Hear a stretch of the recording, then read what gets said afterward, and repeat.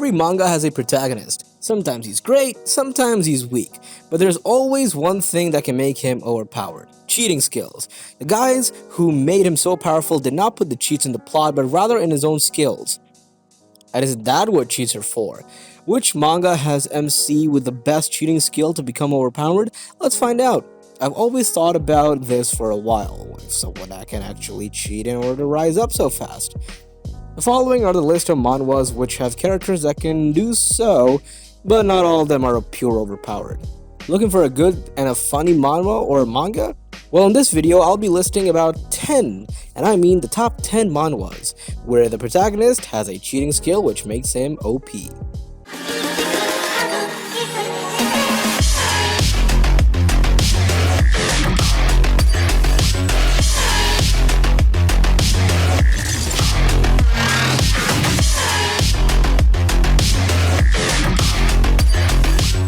Number 10, I am an invincible genius. It's a quite good and a really interesting story, and it's pretty good. This manga is about a guy who gets run over by a car and he gets revived thanks to a system that accumulates points from extreme emotions. So the main character is named Lin Fan. And by the way, he goes around scaring people to get points. Yep, to get points, he scares people around and become a genius. This system allows him to get new talents and to enable him to become genius in any of those fields, hence the series title. This dude is called a trash by other people, so I'm guessing it's gonna be one of those typical stories where the guy gets underestimated and then gains power to beat them. Number 9. The Overachiever's Black Tech System. Overall, the plot is engaging. The main character is a student with bad grades who becomes smart because tech from the future. All girls fall in love with him because he is smart and handsome. Using the black technology system, the protagonist enters a world of knowledge where he improves his learning efficiency by a factor of 1 billion.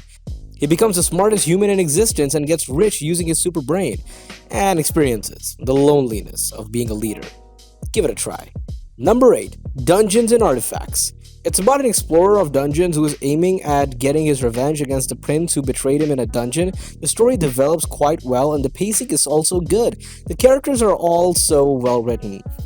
This world is set up on a fantasy land where the human kingdoms, elves, dwarves exist, and so exist dungeons containing monsters with an artifact at its core. MC was able to get his hands on that exceptional artifact of dungeon where he got betrayed. This artifact helps him to get stronger by sucking mana from dead monsters and mana from the other artifacts of the dungeon, and so he grew stronger. Number 7. Extraordinary Evolution. This is not bad at all. You can expect the art to be good. Ming-He is a young man with hidden supernatural powers, but his power is the most useless power of white dust rank. Cycling in a deserted highway on his way home, a catastrophe named Goddess hits Ming-He, and after meeting Ming-He, it becomes a possession spirit. The goddess gave Ming-He a powerful and extraordinary superpower. His original trash superpower got an unexpected buff. And with that, Ming-He became the strongest human. Step by step, he slowly discovered the truth behind the universe's power. Number 6. 990k X-Life Hunter. As for the art, it's good. The art isn't godlike, but it's definitely up there in the list of good-looking manhwas. As an F-rank hunter, Kang Hyojun struggles to make a living in a world where dungeons exist and monsters are real. But after repeatedly failing to pull his weight in raids and being chewed out by fellow party members, his self-esteem hits rock bottom. To make matters worse, his girlfriend, who has climbed the ranks during their time together, dumps him on their 1-year anniversary. When Hyojun returns home that night in a drunken haze, he finds himself walking into a dreamscape instead of his humble studio. There, a man claiming to be one of his past lives offers to make him stronger. But as the saying goes, if there's no pain, there's no gain. Will Hyojun be able to endure a multiple trial and finally obtain the strength that he so desperately desires? Number 5. Your talent is mine.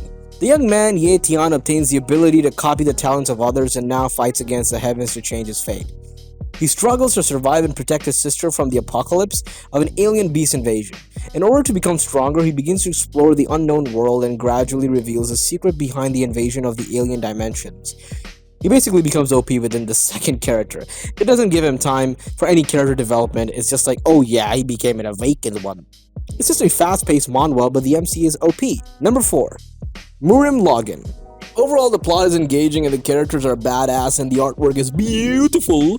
An era where hunters thrive on hunting monsters that come from gates, Jin Tai-kyung is a low-rank hunter who picks up a VR machine and accidentally logs into the game, which is set in the world of martial arts.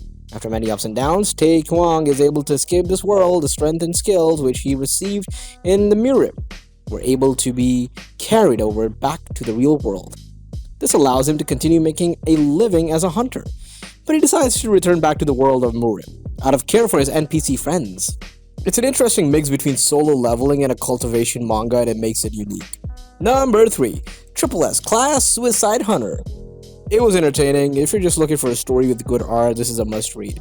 In the mysterious RPG dungeon-like tower, Confucius Kim lives a mundane existence, envying all the star hunters. One day, his wish for more is granted with a legendary skill to occupy others' abilities, at the cost of his life. Before he can make sense of it, he's killed by the number 1 hunter, the Flame Emperor. But this activates his skill, and now he's copied a new one, and the ability to travel back in time upon death. How will Confucius use these skills to outplay the competition and rise to the top? It is actually pretty good! The plot is original and the characters are well written. I hope it gets better or at least keeps the quality. Number 2.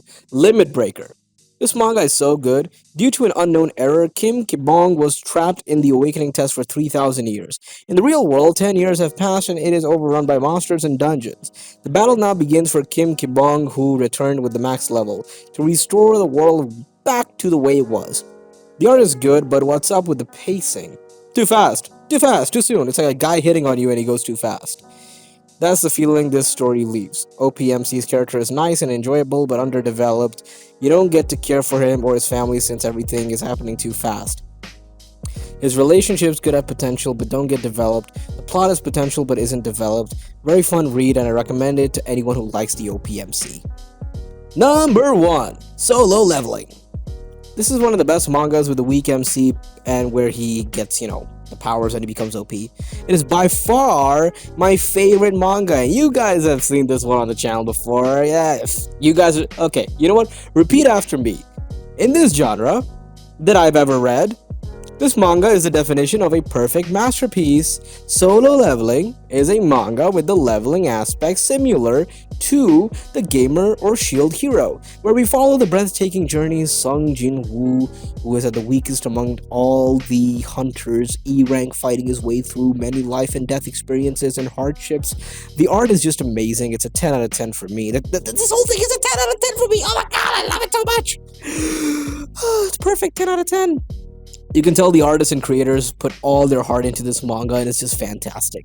The only thing that makes this manga stand out is because of the art.